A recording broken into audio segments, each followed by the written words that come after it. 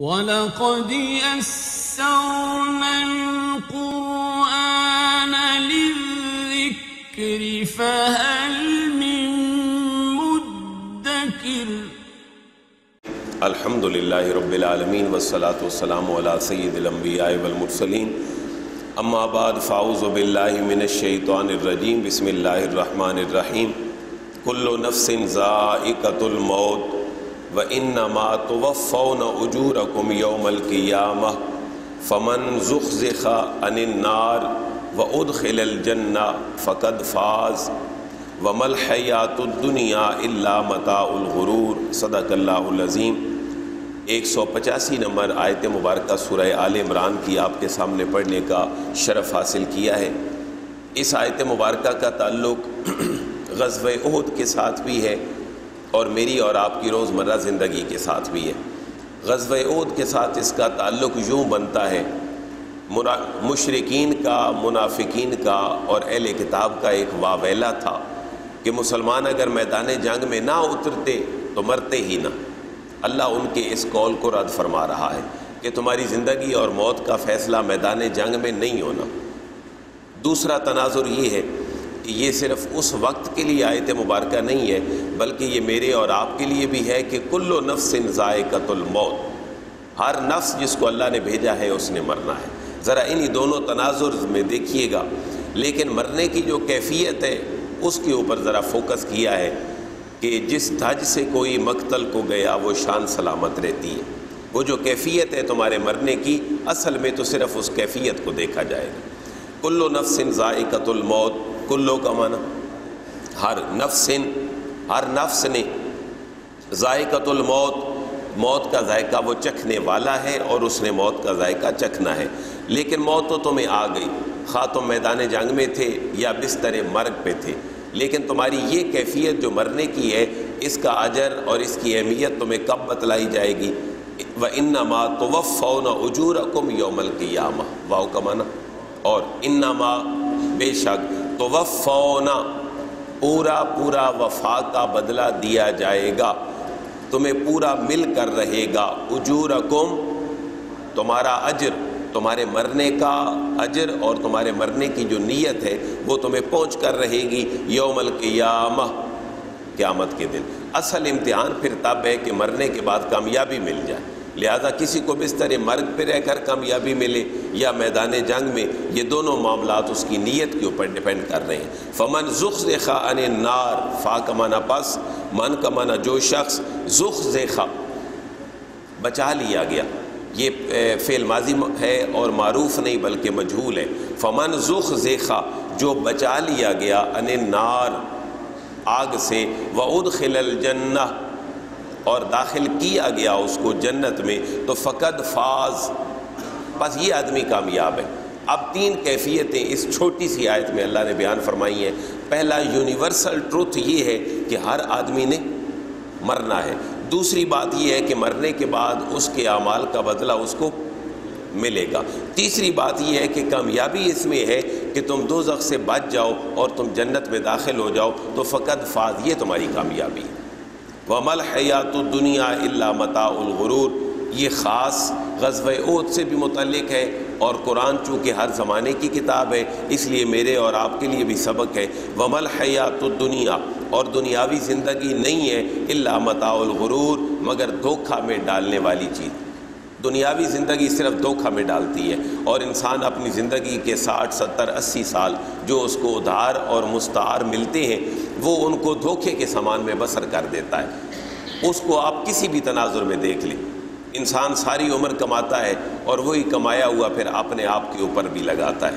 اس کا بچپن ہے تو وہ جوانی کا انتظار کر رہا ہے، جوانی ہے تو اب ایک نیا شغل، بیوی بچوں کی شکل میں، اب بڑھاپے کا انتظار ہے، بڑھاپے کے بعد قبر کا انتظار ہے۔ تو پوری دنیا کے ہر لمحے کے اوپر، ہر سٹیج کے اوپر اس کو ایک نئی منزل کا انتظار ہے۔ بیسیکلی یہ دنیا اس معنی میں دھوکہ کی ہے۔ لَتُبْلَوُنَّ فِي أَمْوَالِكُمْ وَأَنفُسِكُمْ وَلَتَسْمَعُنَّ مِنَ الَّذِينَ أُوتُوا الْكِتَابَ مِنْ قَبْلِكُمْ وَمِنَ الَّذِينَ أَشْرَكُوا أَذًى كَثِيرًا وَإِن تَصْبِرُوا وَتَتَّقُوا فَإِنَّ ذَلِكَ مِنْ عَزْمِ الْأُمُورِ۔ اس آیت کو بھی ذرا دونوں تناظر میں دیکھیں۔ ایک تناظر ہے غزوہ عہد کا، اور دوسرا تناظر ہے میری اور آپ کی زندگی گزارنے کا۔ اللہ فرما رہا ہے جو میرے کلمے کے اوپر لبیک کہے گا اس کو 3-4 چیزوں کا سامنا کرنا پڑے گا۔ پہلا سامنا کس بات کا؟ لَتُبْلَوُنَّ فِي أَمْوَالِكُمْ، لام کا معنی تحقیق، تُبْلَوُنَّ، وہ ایک چھوٹی سی ٹپ ذرا استعمال کر لیں کہ ہر وہ ورب جس کے آخر میں نون ہو اور نون بھی شد کے ساتھ ہو، ڈبلیو کے ساتھ، وہ نون ثقیلہ ہے، وہ کلام میں تاکید پیدا کر رہا ہے۔ بلا یبلو کا معنی ہے آزمانا، اور لَتُبْلَوُنَّ کوئی شک نہیں، یقیناً تُبْلَوُنَّ تم آزمائے جاؤ گے، یہ پیسے میں تم آزمائے جاؤ گے، کس کس حوالے سے؟ فی اموالکم، اپنے اموال میں۔ یہ مومن کی شان ہے کہ یا تو اس کو جہاد کی تیاری کے لیے بھی مال دینا پڑے گا، جیسے سیدنا عثمان غنی اور سیدنا ابو بکر صدیق رضی اللہ تعالیٰ عنہ نے دیا، اور دوسری بات یہ کہ سارا سال کمائے گا لیکن سال کے بعد اس کو زکوٰۃ بھی ادا کرنا پڑے گی۔ وَأَنفُسِكُمْ، اور تمہیں اپنی جانوں سے بھی آزمایا جائے گا کہ تم رات کو اپنی بیوی کے قریب گئے ہو اور صبح غزوہ اور لڑائی کا اعلان ہو چکا ہے اور تمہیں نہانے کا ٹائم بھی نہیں ملا، اور تم نے اللہ اور اس کے رسول کی آواز پہ لبیک کہتے ہوئے میدان جنگ کو جوائن کر لیا، اور پھر اللہ فرما رہا ہے یہ تو تمہاری تھی آزمائش، لیکن تمہیں ریوارڈ یہ ملے گا کہ تمہیں غسل کے لیے اللہ کے فرشتے لے کر جائیں گے، اور غسل دینے کے بعد دوبارہ تمہاری تدفین بھی ہوگی۔ حضرت حنظلہ رضی اللہ تعالیٰ عنہ کا غزوہ احد میں وہ خصوصی واقعہ موجود ہے۔ لہذا اللہ فرما رہا ہے میرے کلمے اور میرے مشن کے ساتھ متعلق ہونے والے لوگوں کو آزمایا جائے گا، اموالکم، تمہارے اموال کی شکل میں، وانفسکم، اور تمہاری جانوں کی شکل میں۔ ایک بات تو یہ آزمائش، دوسری وَلَتَسْمَعُنَّ، اور تم یقیناً سنو گے بات بات کی بولیاں، من الذین اوتوا الکتاب، من کا معنی سے الذین، ان لوگوں سے، اوتو جن کو عطا کی گئی، الکتابہ کتاب، من قبلکم تم سے پہلے، یعنی ایک تو آزمائش جو میری طرف آ رہے ہو ذہن بنا کر آؤ، دوسری بات تمہیں سننا پڑے گی مختلف قسم کے تانے، مختلف قسم کے بہانے، مختلف قسم کے بولیاں ان لوگوں سے جن کو کتاب دی گئی، صرف ان سے نہیں، وَمِنَ الَّذِينَ أَشْرَكُوا، اور ان لوگوں سے بھی جنہوں نے شرک کیا، اذًا کثیرا، بہت زیادہ اذیت دینے والی باتیں تمہیں ان دونوں گروہوں سے سننا پڑے گی۔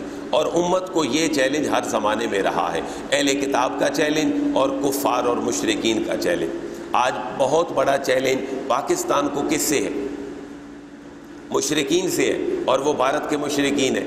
گائے کی پوجا کرنے والا ہندو آج پاکستان کے لیے سب سے بڑا چیلنج ہے، اور اللہ فرما رہا ہے جو میرے کلمے کے اوپر برقرار رہنا چاہتے ہو تو پھر مشرکین اور اہل کتاب سے تمہیں بہت زیادہ اذیت، بہت زیادہ تکلیف کی توقع رکھنا پڑے گی، بہت ساری باتیں بھی سننا پڑے گی، لیکن تمہاری اسٹریٹجی کیا ہونی چاہیے؟ تمہاری حکمت عملی یہ ہو وَإِن تَصْبِرُوا وَتَتَّقُوا فَإِنَّ ذَلِكَ مِنْ عَزْمِ الْأُمُورِ، تم نے دو کام کرنے ہیں، وَإِن تَصْبِرُوا، اور اگر تم صبر کرو گے، وَتَتَّقُوا، اور تقوی اختیار کرو گے، تو فَإِنَّ ذَلِكَ مِنْ عَزْمِ الْأُمُورِ، فا کا معنی پس اِنَّا، بے شک، ذَلِكَ یہ صبر کرنا اور یہ تقوی اختیار کرنا، من عزم الامور، یہ تمہارے بہت بڑے ہمت والے کاموں میں سے، کیونکہ جن چیزوں کو توقع کرنا سکھائی جا رہی ہے وہ کیا ہے؟ ایک تو آزمائش مال میں اور جان میں، اور دوسری بات یہ کہ کسی کے تانے، کسی کی بولیاں، کسی کے چھوٹے چھوٹے ٹوٹکے، یہ فطرت انسانی کے بڑے خلاف ہے۔ آپ اندازہ کریں، انسان دفتر میں بیٹھا ہو، اپنے گھر کے کام میں ہو، اس کو کوئی اگر اور سینس میں بات کرے تو شاید قابل قبول ہو، لیکن اس کو جب کوئی تانا دے گا تو یہ اس کے لیے قابل قبول نہیں۔ آپ کسی چلتے ہوئے جانور کو اور کسی بھاگتے ہوئے کتے کو پتھر اٹھا کے مارنے کی صرف کوشش ہی کر لیں، ابھی پتھر پھینکے نہ، صرف ڈیزائن بنا لیں، تو رزلٹ کیا آئے گا؟ اس کی فطرت کے اندر یہ بات رکھی ہے، وہ اس کو قبول نہیں کرے گا۔ فطرت انسانی بھی ایسی ہے، ایک تو جب وہ تانے سنے گا اہل کتاب سے اور مشرکین سے تو یہ اس کے لیے برداشت کرنا بڑا مشکل ہے، لیکن اللہ فرما رہا ہے تم نے دو کام کرنے ہیں، ایک صبر اور دوسرا تقوی۔ یہ صبر اور تقوی اگر تم اختیار کیے رکھو گے تو فَإِنَّ ذَلِكَ مِنْ عَزْمِ الْأُمُورِ، یہ تمہارے بہت بڑے ہمت والے کاموں میں سے ہے۔ وَإِذَا أَخَذَ اللَّهُ مِيثَاقَ الَّذِينَ أُوتُوا الْكِتَابَ لَتُبَيِّنُنَّهُ لِلنَّاسِ وَلَا تَكْتُمُونَهُ فَنَبَذَهُ وَرَاءَ ظُهُورِهِمْ وَاشْتَرَوْا بِهِ ثَمَنًا قَلِيلًا فَبِئْسَ مَا يَشْتَرُونَ۔ یہاں تین باتیں صرف غور کرنے والی ہیں اس پوری آیت مبارکہ میں، اور وہ یہ ہے، ایک آیت مبارکہ پہلے گزری اور اہل کتاب کا اور مشرکین کا، منافقین کا یہ اعتراض تھا کہ اگر نبی کی باتیں سچی ہیں تو پھر نبی کا معاملہ ایسے ہونا چاہیے جیسے سابقہ امتوں کے نبیوں کا ہوتا تھا۔ ان کی سچی باتیں اور ان کی قربانیاں قبول کیسے ہوتی تھیں؟ آسمان سے آگ آتی تھی اور ان کی چیز کو اگر اٹھا کے لے جاتی تو وہ سچے ہوتے، اور اگر اٹھا کر نہ لے جاتی تو وہ سچے نہ ہوتے۔ ان کا موقف یہ تھا اہل کتاب کا کہ ہمارے ساتھ اللہ نے وعدہ کیا ہے کہ اگر مسلمانوں کا نبی سچا ہے تو پھر آسمان سے کوئی آگ آئے اور ہماری قربانیوں کو اٹھا کر لے جائے۔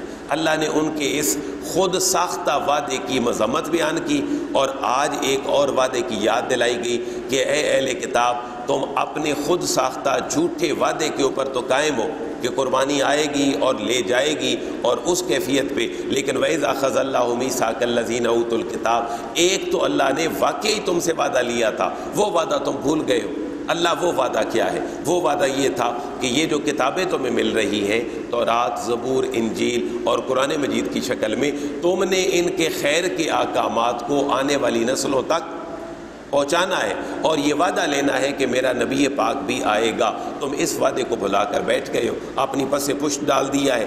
ایک بات، دوسری جب آتی ہے تو میں عرض کرتا ہوں، وَإِذَا أَخَذَ اللَّهُ مِيثَاقَ الَّذِينَ، واو کا معنی اور اذ کا معنی، جب یاد کرو اخذ اللہ، اللہ نے لیا، میثاق وعدہ، بہت پختہ وعدہ جب اللہ نے لیا، الذین، ان لوگوں سے، اوتوا الکتاب، جن کو کتاب دی گئی، وہ وعدہ کیا تھا؟ لتبیننہ، تم اس کتاب کے احکامات کو بیان کرو گے، ضرور بیان کرو گے، للناس، لوگوں کو، ولا تکتمونہ، اور اس کتاب کے احکامات کو چھپاؤ گے بھی نہیں، لیکن فنبذہ وراء ظہورہم، فا کا معنی پس، نبذہ، پھینک دیا، وراء ظہورہم، اپنی پشتوں کے پیچھے، یعنی کسی بات کو کان نہ دھرنا اور کسی بات پہ توجہ نہ دینا، پس پشت ڈال دینا، اگنور کر دینا۔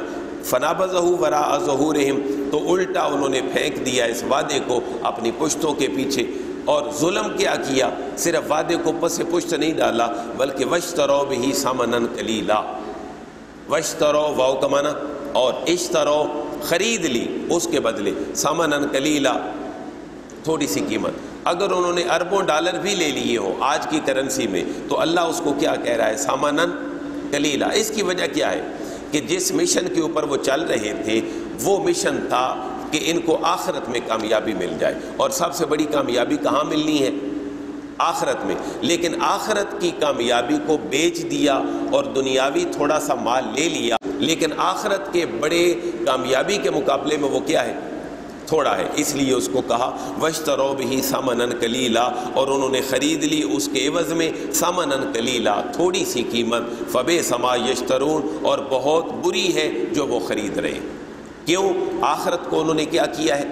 بیچ دیا ہے، اور دنیاوی، مادی اور مٹیریلسٹک جو فوائد تھے وہ انہوں نے حاصل کر لیے، اور اللہ فرما رہا ہے یہ کوئی سودا، کوئی بڑا سودا نہیں ہے، فبئس ما یشترون، یہ بہت برا سودا ہے جو انہوں نے کر لیا ہے۔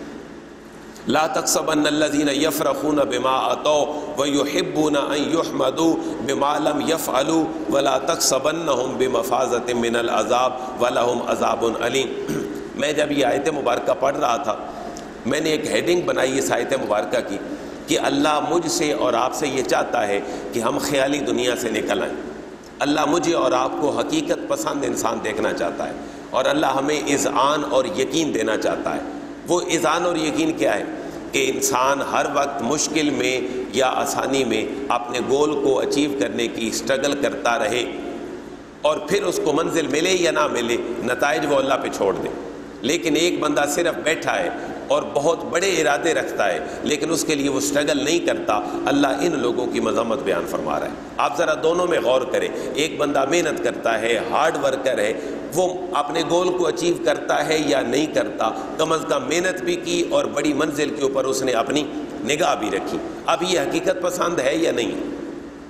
یہ حقیقت پسند ہے۔ لیکن ایک آدمی بہت بڑا گول اپنے نظروں کے سامنے رکھتا ہے، میں بڑے ہو کے ڈاکٹر بنوں گا، انجینئر بنوں گا، کسی سپر پاور کا حکمران بن جاؤں گا، لیکن ایک تیلا توڑ کر محنت کرنے کے لیے تیار نہیں ہے، کیا یہ حقیقت پسند ہے؟ نہیں۔ اللہ اہل کتاب کی اور میری اور آپ کی اس صفت کو دور کر رہا ہے۔ اے کائنات والو، حقیقت پسند ہو جاؤ، ریئلسٹک مائنڈ اپروچ تمہاری ہونی چاہیے، نہ کہ تخیلاتی پانی کے اوپر بلبلا۔ اہل کتاب کا، منافقین کا موقف یہ تھا، ہم میدان میں جا کر لڑے بھی نہیں اور ہماری بہادری کے چرچے بھی سارے مسلمانوں کے درمیان ہوں۔ اللہ ان کے اس موقف کو رد فرما رہا ہے۔ لا تحسبن الذین یفرحون، لا تحسبن، ہرگز گمان نہ کریں، ہرگز خیال نہ کریں، الذین، وہ لوگ جو یفرحون، خوش ہوتے ہیں، یفرحون، خوش ہوتے ہیں، بما اتوا، جو کچھ انہیں دیا گیا۔ وہ دیا گیا کیا؟ کہ مسلمانوں کا ساتھ بھی نہیں دینا اور منافق بن کے پیچھے آ جانا ہے، اہل کتاب بن کر بھی اسلام کی پروموشن کی بات نہیں کرنی، یہ ان کی قسمت میں برے اعمال لکھ دیے گئے ہیں۔ لہذا گمان نہ کریں، جو لوگ خوش ہوتے ہیں اپنی کارستانیوں پر اور اپنے چوچلوں پر، وَيُحِبُّونَ أَن يُحْمَدُوا، یہ بات ہے جو میں زیادہ فوکس کرنا چاہتا ہوں، وَيُحِبُّونَ، اور جو پسند کرتے ہیں، أَن يُحْمَدُوا، کہ ان کی تعریف کی جائے، اور لوگ پسند کرتے ہیں کہ ان کی تعریف کی جائے، لیکن بما لم يفعلوا، اس چیز کے بدلے تعریف کی جائے، لم يفعلوا، جو انہوں نے کیا نہیں ہے۔ یعنی منافقین کا وتیرہ کیا ہے کہ غزوہ احد میں میدان جنگ میں نہیں آئے، 300 بندہ عبداللہ بن ابی سلول لے کر واپس چلا گیا، اور اس کا موقف یہ ہے کہ میری بھی اتنی ہی ستائش ہو، میری بھی اتنی ہی تعریف ہو، میری بھی اتنی ہی اپریسیشن ہو جتنی 70 لوگ جام شہادت نوش کرنے والوں کو آج خراج عقیدت پیش کیا جا رہا ہے۔ اللہ فرما رہا ہے گمان نہ کریں وہ لوگ جو خوش ہوتے ہیں اپنی کارستانیوں پر اور اس بات کو پسند کرتے ہیں کہ ان کی تعریف کی جائے ایسے کاموں میں، لم یفعلوا، جو انہوں نے کیا نہیں ہے، فلا تحسبنہم بمفازۃ من العذاب، فاکمنا، بس لا تحسبنہم، آپ ہرگز ان کے بارے میں گمان نہ کریں، بمفازۃ، فوز کا، کامیابی کا، فلاح کا، من العذاب، عذاب سے، یہ لوگ عذاب سے نجات نہیں پا سکیں گے، وَلَهُمْ عَذَابٌ عَلِيمٌ، ان کے لیے دردناک عذاب ہوگا۔ مثلا ایک بندہ صبح و شام اپنی 5 نمازوں کا خیال رکھتا ہے اور اپنے اپنے حقوق و فرائض کا خیال بھی رکھتا ہے، اب یہ بندہ تو اللہ سے ریوارڈ کا مطالبہ کر سکتا ہے اور اس کے ذہن میں ہو کہ اللہ مجھے ریوارڈ دے گا، لیکن ایک بندہ صرف نیت کر کے بیٹھا رہے، میں تو 5 وقت کی نماز پڑھوں گا لیکن پوری زندگی نہیں پڑھی، میں زکوٰۃ دوں گا، دیتا ہوں، مدد کرتا ہوں، اور پریکٹیکلی ایک ڈھیلا بھی کسی کو اٹھا کر نہیں دیا، تو کیا دونوں کے اندر فرق ہے یا نہیں؟ دونوں کے اندر فرق۔ تعریف کا حقدار بننا چھوڑ دو کیونکہ تم ہارڈ ورکر نہیں ہو، محنت کرنے والے نہیں ہو۔ آخری آیت، وَلِلَّهِ مُلْكُ السَّمَاوَاتِ وَالْأَرْضِ وَاللَّهُ عَلَىٰ كُلِّ شَيْءٍ قَدِيرٌ، تمہارا کام ہے محنت کرنا، ریوارڈ دینا تمہارے رب کا کام ہے، محنت کر کے نتائج اپنے اللہ پہ چھوڑ دو۔ وَلِلَّهِ، اور اللہ کے لیے ہے، ملک السماوات، آسمانوں کی بادشاہی، والارض، اور زمین کی بادشاہی، واللہ علی کل شیء قدیر، اور اللہ تبارک و تعالی ہر چیز کے اوپر قدرت رکھنے والا ہے۔ میں اس کو تھوڑا سا خلاصے کی شکل میں اور بیان کر لوں، تم کرو محنت اور تمہیں محنت کا ریوارڈ تمہاری زندگی میں نہ ملے، اللہ فرما رہا ہے تب بھی تمہیں پریشان ہونے کی ضرورت نہیں ہے، تمہاری اس محنت کو اللہ نے اپنے پاس سٹاک کر لی ہے، یا تو تمہارے مرنے کے بعد تمہیں ریوارڈ دے دے گا، یا تمہیں نہیں تو کم از کم تمہاری اولادوں کو اس کا ریوارڈ ضرور عطا فرما دے گا۔ یہ 2 کیفیتیں انسان کو ذہن میں رکھنی چاہیے۔ انسان تگ و دو کرتا ہے، کماتا ہے، نیکی کے کام کرتا ہے، لیکن اولاد کی شکل میں، مادی وسائل اور فوائد کی شکل میں انسان گین نہیں کر پاتا، کاروبار میں انویسٹ کرتا ہے، کاروبار بڑھتا نہیں ہے۔ اللہ فرما رہا ہے پریشانی کی ضرورت نہیں ہے، تم نے محنت کر دی، نتائج دینا کس کی ذمہ داری ہے؟